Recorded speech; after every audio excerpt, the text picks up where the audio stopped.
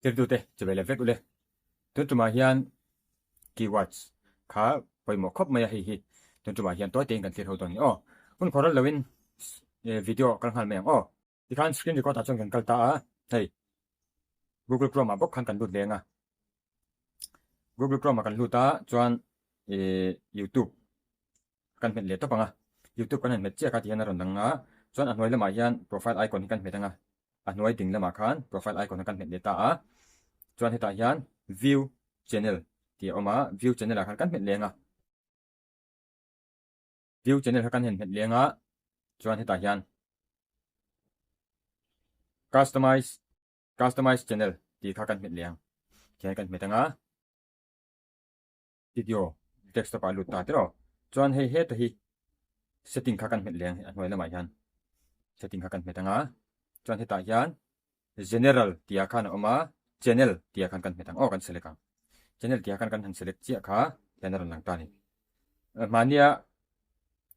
features eligibility ti kha en no kang hela hi met no kang hey yan na oma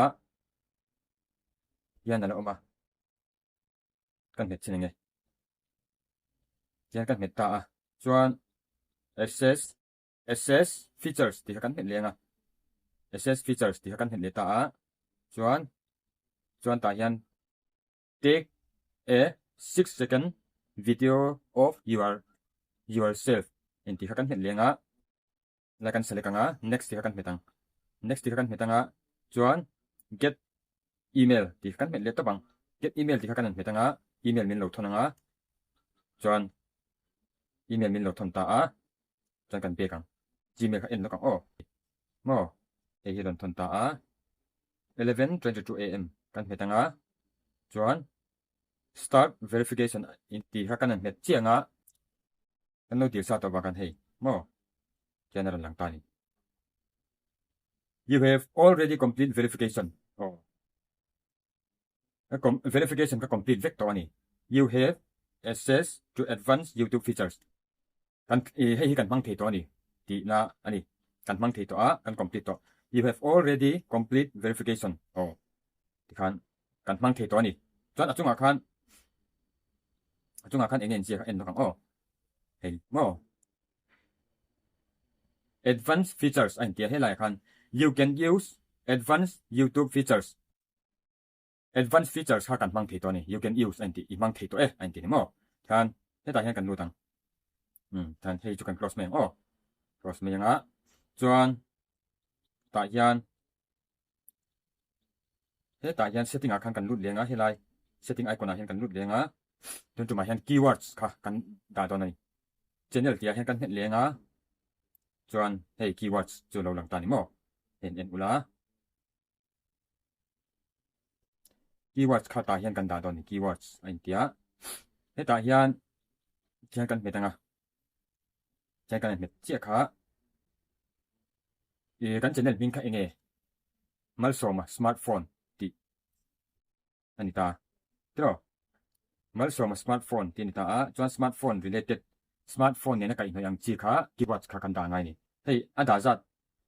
keywords hi horop zanga vel ada thia chu ti kan tai panga smartphone related ama sabera chuan sawma smartphone ti kha kan dang aniam malsawm smartphone zo kan hi ta khan keyword sa khan ke mani bin pho kan da mai to ni poilo malsawm mol le tar ve ka chutur ni hei chuan ni ka chuta tro malsawm smartphone chuan next me na thin khamo next me na kha emo send button kan ti helai arrow ki helai kan met to panga chuan ta hian kan chule zelang smartphone related kan ti ani next emo send button arrow ki kan met to pang kha amai lo mai ni mo hei khan ta tiang je khan chuan du le kan pek lo kanga chat gpt a kan lo kang chat gpt a kan kalanga chat gpt a khan mizo tong กันจดแมงตายันจะ GPT มีเราเสียมสักแมงมัลส่งสมาร์ทโฟนที่ฮีก็channelมินอันนี้มีatan hian keywords min lo pero copy paste theih katitan chuan send button kan het to pang dan send button kan het to panga lo lang me hei en ula mo thalut tu kani chuan hi kan copy to pang hi la hi kan metanga copy kan metanga chuan hi ta kan kalam ta hian kan paste to pang hei word somli pathum ka type to word zanga thing a type the ka ti khamo zanga thing kha type the ni korop ai tam ko type the lo ni ti khan ka paste to panga ka paste to ta tro hei India smartphone new India amai na loin hei en ula loin da mai ni mo thalut tu kani chut boi boi pa ngai lo in paste to panga ma se he ta hian in share tur chu he la hi en ula korop zanga tura khan zaruk som ni achong ta ni achong ani chuan heng ho hi in du lo ho kha phone smartphone le related ni lawa in ngai ho kha heng ho singa hian x in metanga in pai mi don ni ti khan in du zong kha in select anga chuan safety hian metanga chuan in zo ni mai adai to ti khan save kan met meng hei save kan metanga chuan khatia save kan han met che kha keywords chu alo om meng he ta hi save an ti to mo hela hi setting save an ti to chuan setting kan met le lokang hela hi atwai hi met le lokang chuan kan en le lokang setting kan metanga kan en le lokang chuan channel kan lu tanga hei mo hei keywords chu lo om cheu mai ni zanga type the tur kan jali somruk pathum kan type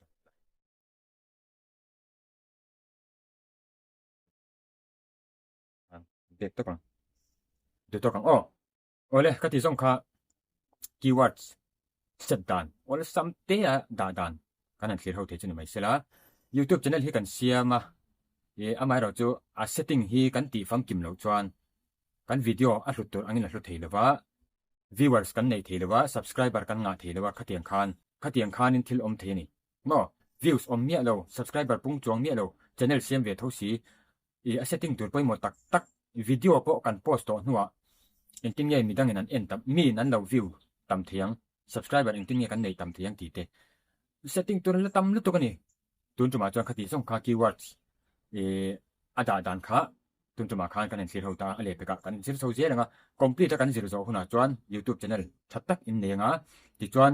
video po kan post to nuwa eng video nge kan post don engtin nge video kan siam don engtin nge kan edit don ti te po kha adot ta ning kan siam chho don ni chu ti lo chu voi le khata kan in thil vek chuan kan thiam lawanga kan man thei lawanga kan buai mai mayang chu wang chuan adot te in uluk tewin felfai tewin chiang fek foka kan hriat thi na khan in zir tir ka du sia mong changin kan ti don ni to na ta chuan tu to ila ka channel kha la subscribe lo te khan in ka video te hi ṭangkai in lo hlok puya in zir bel na chete in lo ne ni chuan me lo subscribe chak turin ka som jewa ti chuan le ka video ṭangkai tak kan mo turang chi kan ti ho le ton ni chuan like le comment kha video hi thain ti ni chuan like le comment kha min lo ti sak turin ka som bo ka chu ti tu zong te in zawain mang thane be kule